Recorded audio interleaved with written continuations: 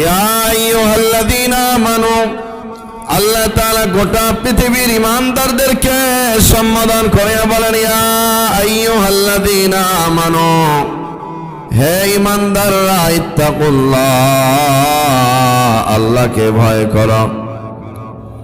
এরপর আল্লাহ বলেন, ওয়াল তানজুর নাফসুম মা কদ্দামাত লিগাদ, প্রত্যেকের উচিত, প্রত্যেক মানুষের উচিত লক্ষ্য করা সে আগামীকালের জন্য কি পাঠাইল। সুবহানাল্লাহ। আল্লাহ বলেন প্রতিটা মানুষের লক্ষ্য করা উচিত, চিন্তা করা উচিত, দৃষ্টি দেওয়া উচিত সে আগামীকালের জন্য কি পাঠাইল।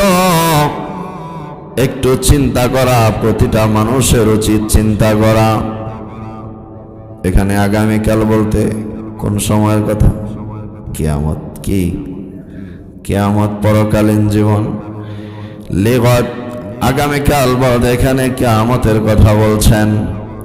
আল্লাহ বলেন, ও মানুষ, তোমরা লক্ষ্য করো, তোমরা চিন্তা করো, ফিকির করো, তোমাদের জিন্দেগির ভিতর তোমরা পরকালীন আগামীকাল অর্থাৎ পরকালীন জিন্দেগির জন্য, কিয়ামতের জন্য, ওই হাসরের পরকালীন অনন্তকাল জীবনের জন্য কি পাঠাইলা। তোমাদের সকল মানুষের উচিত তোমরা একটু চিন্তা করা। সুবহানাল্লাহ।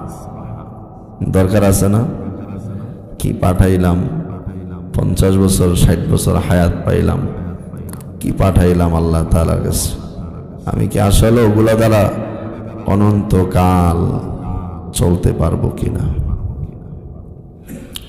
50 বছর হায়াত পাইছেন আপনি, 50 বছর হায়াত পাইছেন, 15 বছর তো বালেগ হতেই লাগে।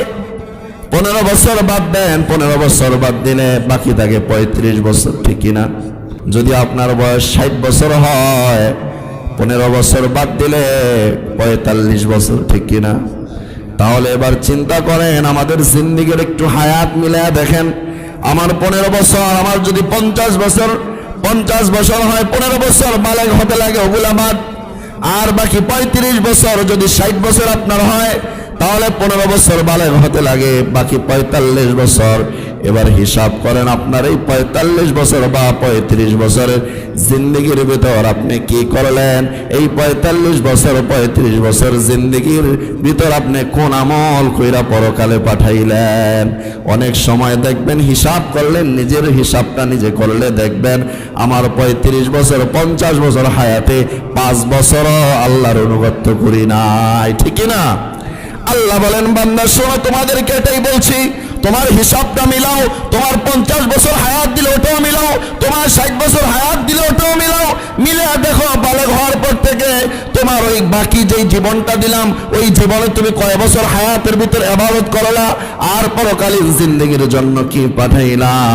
আল্লাহ বলেন, ওয়াল তানজুর নাফসুম মা কদ্দামাত লিগাদ, তোমাদেরকে বলছি প্রত্যেকের উচিত তোমরা ওই তোমাদের হায়াতটাকে কোন কাজে লাগাইলা, এই হায়াতের ভিতর কি করলা, এই হায়াতের ভিতর কি করলা, কোন আমল করলা, ওই আমল দ্বারা কি অনন্তকাল জিন্দেগির ভিতর তুমি চলতে পারবা কিনা।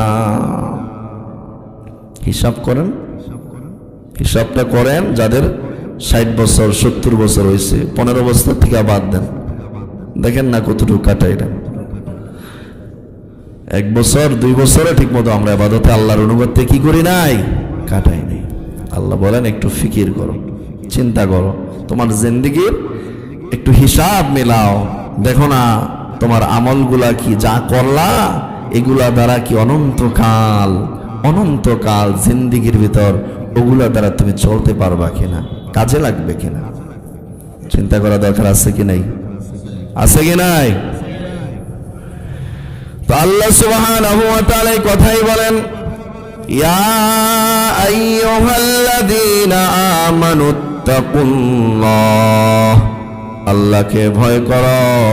ওয়াল তানজুর নাফসুম মা কদ্দামাত লিগাদ, প্রতিটা মানুষের উচিত সে যেন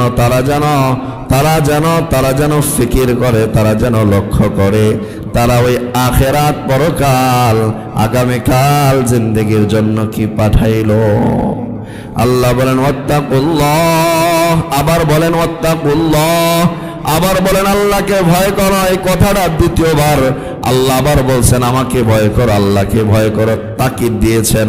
তাকিদ দিয়ে আল্লাহ আবার বলতে চায় বান্দা আবারও বলছি, দেখো না তোমার জিন্দেগির ভিতর যা করছ ওগুলা কি আখিরাতে কাজে লাগবে কিনা।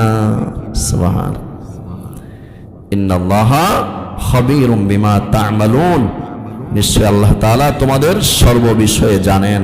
তোমরা কি কি করছো সমস্ত বিষয় কি আল্লাহ কি করেন জানেন।